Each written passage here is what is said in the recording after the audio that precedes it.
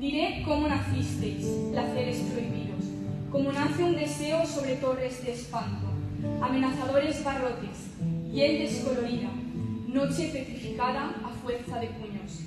Ante todos, incluso el más rebelde, apto solamente en la vida sin muros.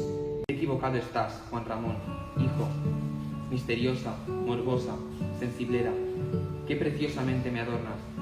Vamos a ver, don Juan Ramón Jiménez. Madrid, corazón de España, que es de tierra, dentro tiene.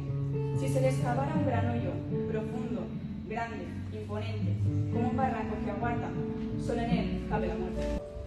Alzan la voz cruel, alzan la voz quienes no vieron el paisaje, los que triunfaron por la paz interior de sus mentiras.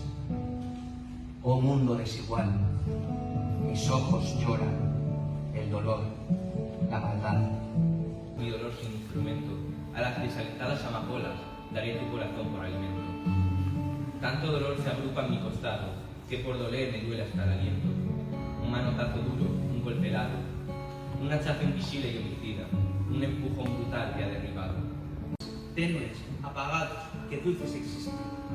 Y con mi mano repaso las tildes delicadas de tu vivir retraído.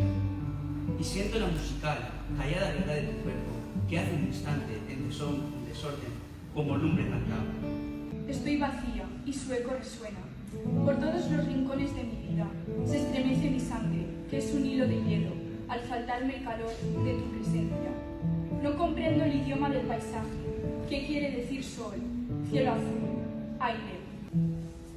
No lo encuentran, y entonces pienso en tu sueño. Quiero descifrarlo. Las cifras no sirven, no es secreto. Es sueño y no misterio.